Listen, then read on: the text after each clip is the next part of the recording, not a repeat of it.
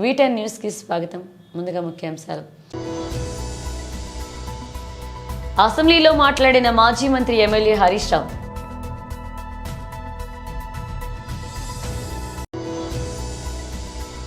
ఉమ్మడి అనంతపురం జిల్లా స్థానిక ప్రజాప్రతినిధులతో పార్టీ అధ్యక్షులు వైఎస్ జగన్ సమావేశం.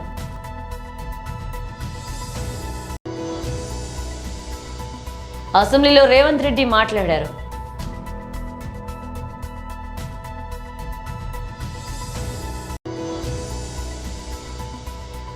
అమరావతి రాజధాని పనులను పునఃప్రారంభించిన ముఖ్యమంత్రి నారా చంద్రబాబు నాయుడు.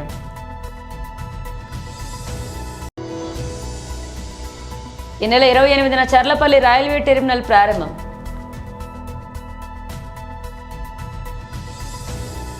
అసెంబ్లీలో మాజీ మంత్రి ఎమ్మెల్యే హరీష్ రావు మాట్లాడారు. చెప్పు, అవే చెప్పు, పదే పదే చెప్పు, మళ్ళీ మళ్ళీ చెప్పు, దబాయించి చెప్పు, బెదిరించేలా చెప్పు, పెద్ద గొంతుతో చెప్పు, ఎదుటి వారి గొంతి నొక్కి చెప్పు, ఎన్ని విధాలైనా చెప్పు, కానీ అబద్ధమే చెప్పు, ఎట్టి పరిస్థితుల్లో నిజం చెప్పకు అన్నట్టుంది కాంగ్రెస్ ప్రభుత్వ తీరు. అధికారంలో రాకముందు ప్రతిపక్షంలో అదే తీరు, ప్రభుత్వంలో కూడా అదే తీరు ఈ కాంగ్రెస్ తీరు. బహుశా ఇంకో 4 ఏళ్లు కూడా అదే తీరు కొనసాగిస్తారని కూడా మాకు అర్థమైతా ఉంది. కానీ మా గొంతు నొక్కినా నిజమే చెప్తాం. మేము చెప్పేవన్నీ నిజాలు, అర్ధరాత్రి నిద్రలో అడిగినా నిజమే చెప్తామని చెప్తూ నా ఉపన్యాసాన్ని ప్రారంభిస్తా ఉన్నాను. అధ్యక్ష, సింపుల్. నేను లెక్కల్లోకి పోయే ముందు I want to set right the house records and I want to challenge the Bhatti గారు. ఒకవేళ నేను ఇక్కడ అడుగుతున్నా అధ్యక్ష, ఇది నేను ఒక నిమిషం ప్లీజ్. ఛాలెంజ్ వద్దండి, మీకు నాకు ఛాలెంజ్ ఎందుకు? ఛాలెంజ్ వద్దు, ఒకటే మాట్లాడి కూర్చున్నా. సార్ హరీష్ గారు, నేను ఒకటే మాట్లాడుతున్నాను, ఛాలెంజ్ చేయట్లేదు వారితో. ఒక నిమిషం, నేనేం ఛాలెంజ్ చేయట్లేదు వారితో.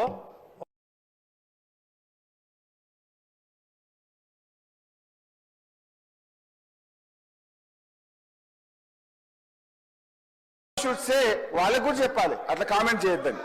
హరీష్ రావు గారు మాట్లాడిన మాటలు నేను అన్నోన్లీ అన్నా, అనకపోతే లేదు. నన్ను ఎవరన్నా అంటే వాడిని నేను అన్నా, అనకపోతే లేదు. రైట్. అధ్యక్ష, గౌరవనీయులు తొలగించేసి బట్టి విక్రమార్క గారు చెప్పిన దాన్నే చెప్తూ అబద్ధాలని చెప్పే ప్రయత్నం చేశారు. బట్టి విక్రమార్క గారు మాట్లాడుతూ ఫామ్ వినాలి సార్. సార్ శ్రీధర్ బాబు గారు కూర్చో, నేను విడ్రా చేసుకున్నా కదా, ఇంకేంది? దొంగ అనే పదాన్ని ఎక్స్ప్లెయిన్ చేయండి, యూజ్లెస్ ఫెలో అనే పదాన్ని ఎక్స్ప్లెయిన్ చేయండి, నాకు ఇబ్బంది లేదు. దాన్ని ఆస్ దెమ్ టు సిట్ డౌన్. నేను విత్డ్రా చేసేసినది అట్లా ఇయ్యారు సార్, మినిస్టర్కి ఇస్తారు. మీరు మినిస్టర్ అయ్యాక రాజగోపాల్ రెడ్డి గారు, నువ్వు హోమ్ మినిస్టర్ అయ్యాక ఇస్తారులే, నీకు మైక్ ఇప్పుడు ఎలిజిబిలిటీ లేదు, కూర్చోండి దయచేసి. మీరు హోమ్ మినిస్టర్ కావాలి రాజగోపాల్ రెడ్డి గారు, కూర్చోండి. I wish you should become home minister, please sit down. Sir speaker sir, సభను ఆర్డర్లో పెట్టని మాట్లాడండి sir. Ask them to sit down please. Please కూర్చోండి please. Sir ask them to sit down sir please. Sridhar Babu గారి పద్ధతి కాదు సార్, సభ నడిపే పద్ధతిది కాదు సార్, సభ నడిపే పద్ధతిది కాదు sir. Sir please. Speaker sir please కూర్చోండి ప్లీజ్ ప్లీజ్. అయితే ఈరోజు చాలా ముఖ్యమైన అంశం మీద సభలో చర్చ జరుగుతుంది. గౌరవ ఉప ముఖ్యమంత్రి గారు బట్టి విక్రమార్క గారు మాట్లాడుతూ కొన్ని అంశాలు సభ దృష్టికి తెచ్చారు. గత ప్రభుత్వం ఫామ్ మెకనైజేషన్ కు ₹1 ఖర్చు పెట్టలేదన్నారు, అబద్ధం. డ్రిప్ స్ప్రింక్లర్స్ కు ₹1 ఖర్చు పెట్టలేదన్నారు, శుద్ధ అబద్ధం. రైతులకు ఇన్సూరెన్స్ డబ్బులు కట్టలేదన్నారు, పచ్చి అబద్ధం. అదేవిధంగా మెస్ ఛార్జీలు పెంచలేదు అని చెప్పారు, అది ఇంకా పెద్ద అబద్ధం. అధ్యక్ష, ఆస్తులు అమ్మలేదు అని చెప్పారు. అధ్యక్ష, ఉమ్మడి అనంతపురం జిల్లా స్థానిక ప్రజా ప్రతినిధులతో తాడేపల్లి కేంద్ర కార్యాలయంలో పార్టీ అధ్యక్షులు వైఎస్ జగన్ సమావేశం నిర్వహించారు.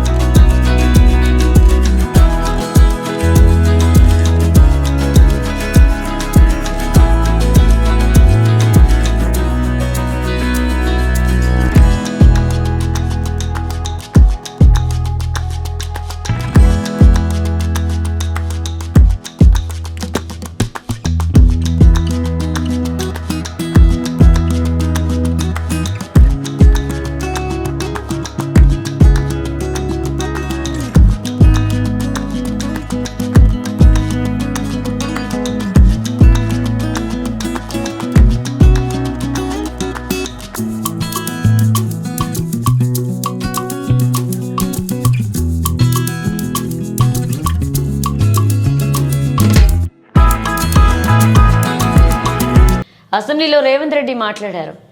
ఔటర్ రింగ్ రోడ్డు మీద చర్చ జరుగుతూ ఉంది. ఎన్నికల కంటే ముందు హడావిడిగా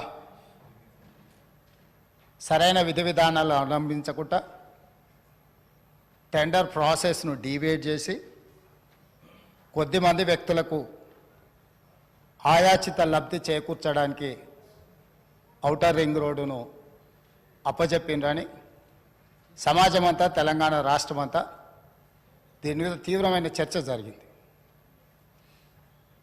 ఆనాడు Congress party doctor YS Rajasekhara Reddy గారు ముఖ్యమంత్రిగా ఉన్నప్పుడు అంతర్జాతీయ ఎయిర్పోర్ట్తో పాటు ఔటర్ రింగ్ రోడ్డుని జైకా నుంచి నిధులను తీసుకొచ్చి ఒక అద్భుతమైన మణిహారాన్ని తెలంగాణ రాష్ట్రానికి, అంటే హైదరాబాదు నగరం అంతర్జాతీయ నగరంగా, విశ్వనగరంగా రాణించడానికి ఈ రెండు ప్రధానమైన కారణం.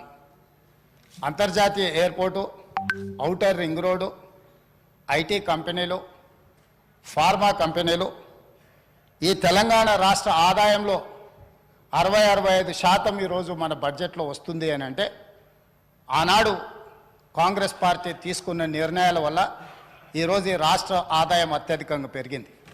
ఇదే కాకుండా ఈ నగరం ప్రజల యొక్క అవసరాలు తీర్చాలి, దాహార్తి తీర్చాలి అని ఆనాడు పీజేఆర్ గారు పదే పదే చేసిన ధర్నాల నేపథ్యంలో కృష్ణానది జలాలను ఫేజ్ 1, ఫేజ్ 2, ఫేజ్ 3 కావచ్చు, గోదావరి నది జలాలను హైదరాబాద్ తాగునీటి దాహార్తిని తీర్చడానికి ఈ హైదరాబాద్ నగరానికి కృష్ణా గోదావరి జలాలను తరలించి ఇక్కడికి వచ్చి నివసించే లక్షలాది మంది ప్రజల యొక్క అవసరాలను, తాగునీటి సమస్యలను పరిష్కరించింది కాంగ్రెస్ పార్టీ. ఇదే కాకుండా ప్రపంచ నగరంతో పాటు పోటీ పడాలి అని అంటే, ఈ దేశంలోనే అద్భుతమైన నగరంగా హైదరాబాద్ నగరం రాణించాలి అని అంటే మెట్రో రైలు ఉండాలి, మెట్రో అంతర్జాతీయ ప్రమాణాలతో ఉండాలి అని ఆనాడు పబ్లిక్ ప్రైవేట్ పార్ట్నర్షిప్లో ఈ నగరానికి మెట్రో రైలును తీసుకొచ్చి ఈ నగరాన్ని ప్రపంచ చిత్రపటంలో కాంగ్రెస్ పార్టీ పెట్టింది. అంటే ఈరోజు ఈ నగరం అంతర్జాతీయ నగరంగా రాణించడానికి కారణం కృష్ణా గోదావరి నదీ జలాలు, ఔటర్ రింగ్ రోడ్డు, అంతర్జాతీయ ఎయిర్పోర్టు, మెట్రో రైలు, ఐటీ కంపెనీలు, ఫార్మా కంపెనీలు, శాంతి భద్రతలను కాపాడడం, మత సామరస్యాన్ని పెంపొందించడం, ఇలాంటి ఎన్నో విధానపరమైన నిర్ణయాలు, కఠినమైన నిర్ణయాలు, రోజుకు 24 గంటలు నిరంతర విద్యుత్తు, ఒక్క నిమిషం కూడా పరిశ్రమలకు విద్యుత్ కోతలు ఉండకూడదు, 100% రోజుకు 24 గంటలు, సంవత్సరానికి 365 రోజులు విద్యుత్తు సరఫరాను నిరంతరాయంగా అందించినప్పుడే ఈ నగరానికి ప్రపంచ స్థాయి పెట్టుబడులు వచ్చి, పరిశ్రమలు వచ్చి ఈ నగరం అభివృద్ధి చెందుతుంది. ఇక్కడ చదువుకుంటున్న యువతి యువకులు.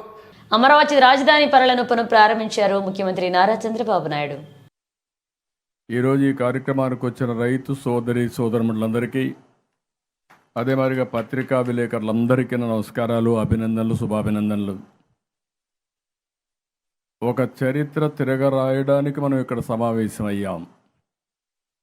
నాకు బాగా జ్ఞాపకం, ఆ రోజు మీ నమ్మకం ఎంతంటే, ఇప్పుడే నారాయణ గారు చెప్పారు, ఆ రోజు నేను ఒక అమరావతి, ఒక రాజధాని, అప్పుడు పేరు కూడా లేదు, కొత్త రాష్ట్రం, అనేక సమస్యలున్నాయి, ఆర్థిక ఇబ్బందులున్నాయి, 16% లోటు బడ్జెట్తో ప్రారంభించాం, కూర్చోవడానికి కూడా ప్లేస్ లేకపోతే ఈ ఆఫీస్ ఉంటే ఈ ఆఫీస్ని సెక్రటరియట్గా కన్వర్ట్ చేసుకొని పని ప్రారంభించాం.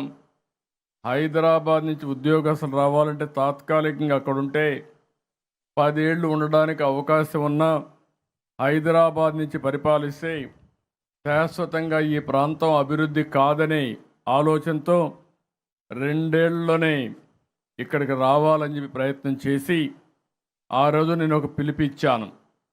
డబ్బులు లేవు, ప్రపంచంలోనే ఒక వినూత్నమైన ఆలోచన మీరందరూ గుర్తుపెట్టుకోవాల్సిన అవసరం ఉంది.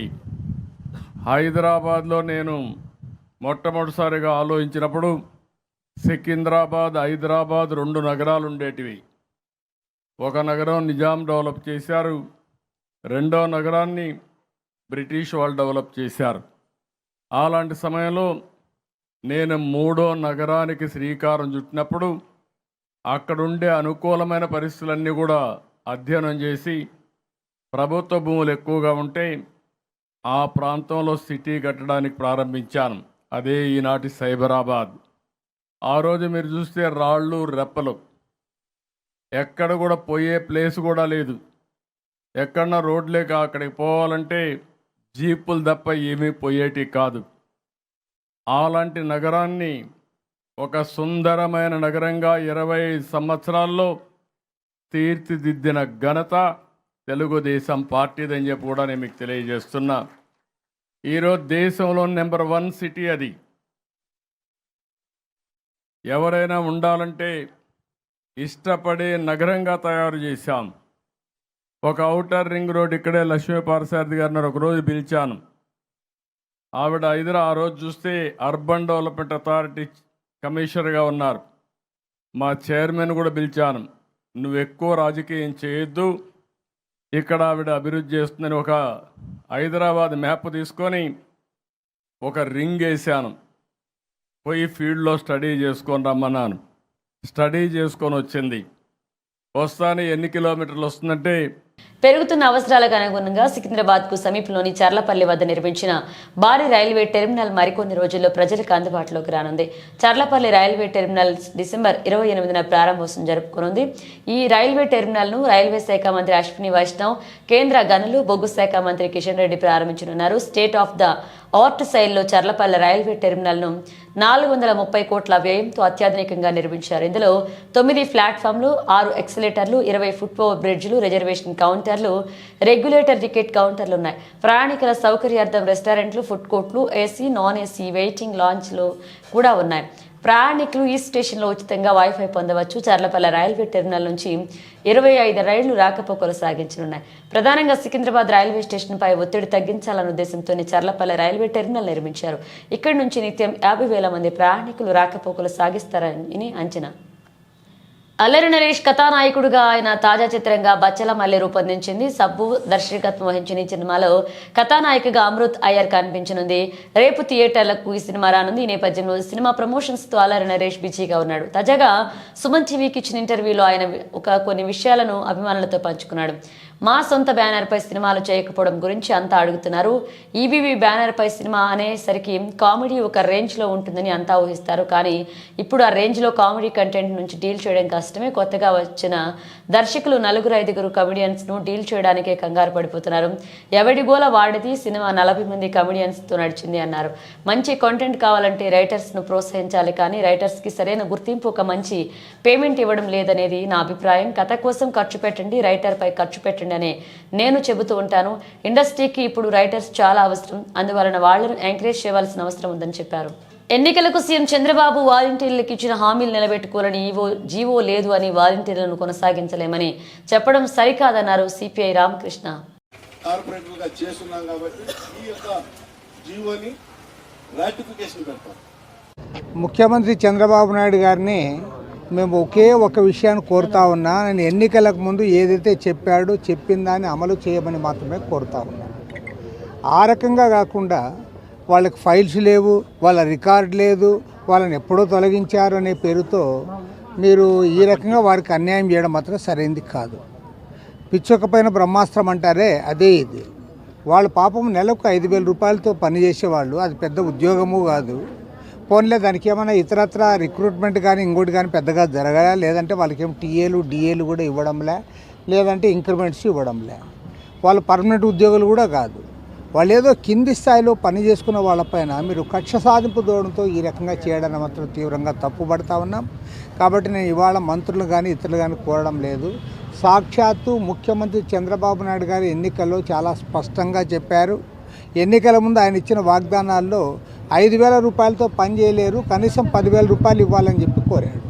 మేము ఇస్తామని కూడా చెప్పారు. ఇవాళ మీరు అధికారానికి వచ్చిన తర్వాత మంత్రివర్గ సమావేశాలు కూడా చర్చించి వారి గురించి మీరు అది ఒక నిర్ణయం తీసుకోకుండా ఉండడం మాత్రం సరైనది కాదు. గతంలో వైఎస్ఆర్ కాంగ్రెస్ పార్టీలో ఎమ్మెల్యేలుగా, మంత్రులుగా, ఎంపీలుగా పనిచేసిన వాళ్ళు మీకు పనికొస్తారు. అదే కింది స్థాయిలో ఏదో చిన్న జాబ్ చేసే వాళ్ళకి మాత్రం వాళ్ళలో మీకు జగన్మోహన్ రెడ్డి కనపడతాడంటే అది ఏ రకంగా కూడా సమంజసం కాదు. నేను సాక్షాత్తు ముఖ్యమంత్రి గారిని అడుగుతా ఉన్నా, మీరు ఒక సీనియర్ లీడర్గా ఉన్నారు, గతంలో సుదీర్ఘకాలం ఈ రాష్ట్రానికి ముఖ్యమంత్రిగా పనిచేశారు, అంతే సుదీర్ఘకాలం రాష్ట్రంలో ప్రతిపక్ష నాయకుడిగా కూడా పనిచేశారు. నారాయణపేట జిల్లా మక్తల్ మండలంలో ప్రభుత్వం వడ్ల కొనుగోలు చేయకపోవడంతో కర్ణాటకలో అమ్ముకోవడానికి వెళుతున్న తెలంగాణ రైతులు సరిహద్దుల్లో తెలంగాణ రైతులను అడ్డుకుంటున్నారు. కర్ణాటక రైతులు పోలీసులు ప్రభుత్వం సన్న వడ్లకు బోనస్ అని దొడ్లు వడ్లు కొనడం లేదంటూ పక్క రాష్ట్ర కర్ణాటకలో అమ్ముకోవడానికి వెళుతున్న రైతులు కర్ణాటక బోర్డర్ కృష్ణా మండలం వాక్స్నగర్ చెక్ పోస్ట్ వద్ద తెలంగాణ రైతులు కర్ణాటక రైతులు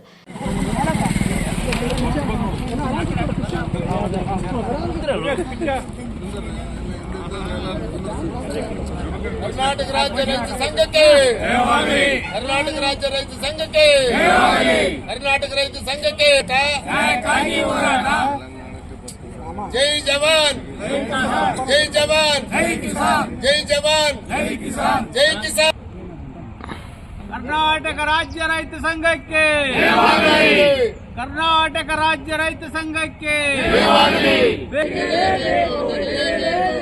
ಕರ್ನಾಟಕದ ಭತ್ತಗಳಿಗೆ ಆಂಧ್ರ ಪ್ರದೇಶ ಹಾಕಿರುವ ನಿರ್ಬಂಧವನ್ನು ಮುಕ್ತಗೊಳಿಸಲೇಬೇಕು. ಬೇಕೇ ಬೇಕು. ರೈತ ವಿರೋಧಿ ತೆಲಂಗಾಣ ಸರ್ಕಾರಕ್ಕೆ ಬೇಕೇ ಬೇಕು. ಯಾತಕ್ಕಾಗಿ ಬೇಕೇ ಬೇಕು. ಬೇಕೇ ಬೇಕು. కర్ణాటక రాజ్యద ఆధారం మక్తల్ మండలం. మేము ఇక్కడ రైతులకి ఒడ్లు తరించే లోపల ఆపిండ్రు. మేము గవర్నమెంట్కి అమ్మాలంటే గవర్నమెంట్ను అమ్మితే బోనస్ పడుతుంది అన్నాడు. అమ్మిన వాళ్ళకి బోనస్ పడలే కొంతమందికి. దానివల్ల మేము ఇక్కడ రైతులకి తీసుకుపోతే ఇక్కడ ఆపేసిండ్రు. అక్కడ అమ్ముదామంటేనే బోనస్ లేదు. అదే రైతు బంధు ఇచ్చింటే మేము ఇక్కడ అప్పులు లేకుంటుంటుంది సౌకర్య దగ్గర. మేము రైతులకి వెళ్ళే కారణం ఏమంటే రైతు బంధు పడింటే మేము ఆల్రెడీ ఇక్కడ అది మేము పెట్టుబడి పెట్టుకుంటుంటే ఇక్కడ అప్పు తెచ్చుకోకుంటే ఇక్కడ అప్పు తెచ్చుకున్నాం కాబట్టి పోతుంటే ఇప్పుడు ఇక్కడ అడ్డం వేసిండ్రు. మేము రైతులు బాధ్యత, మేము రుణమాఫీ లేదు, రైతు బంధు సక్క లేదు. అందుకు మేము ఏదో అప్పులు తెచ్చుకుని ఇక్కడ అమ్ముకుందామంటే ఇక్కడ కూడా ఇది ఉంది. ఈ రైతు పాలన, ఈ రాజకీయం ఏంది, ఈ తెలంగాణ రాజకీయం ఏంది, ఈ రైతు ఇంత కోసన ఈ కాంగ్రెస్ వచ్చి నుంచి రైతు అనేది కష్టాల పాలయ్యి రోడ్డు పాలయ్యే విధాలు వస్తున్నాయి. ఇంతకుముందులో ఎట్లా ఉండే ప్రభుత్వం ఇదేమి, ఇంతకుముందు రైతు బండి పడితే అదే పెట్టుబడి సాయం కింద పెట్టుబడి పెట్టుకొని అప్పులు గంజిలో తెచ్చుకోకుండా అరము నీట్గా మంచిగా అరం బతుకుతుంటే ఇప్పుడు గంజిలో అప్పు తెచ్చుకునే పరిస్థితి వచ్చింది. గంజిలో పోయి అమ్ముకుందామంటే మళ్ళీ ఇదేమి కిరికిరి.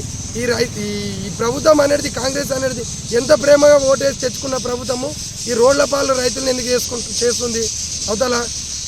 బులెటిన్ ముగించే ముందు హెడ్లైన్స్ మరోసారి. అసెంబ్లీలో మాట్లాడిన మాజీ మంత్రి ఎమ్మెల్యే హరీష్ రావు.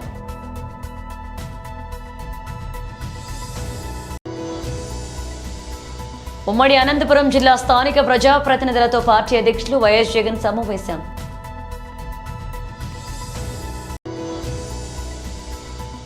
అసెంబ్లీలో రేవంత్ రెడ్డి మాట్లాడారు.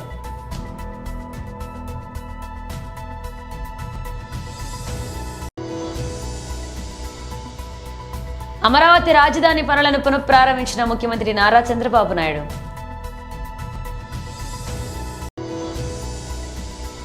ఈ నెల 28న చర్లపల్లి రైల్వే టెర్మినల్ ప్రారంభం.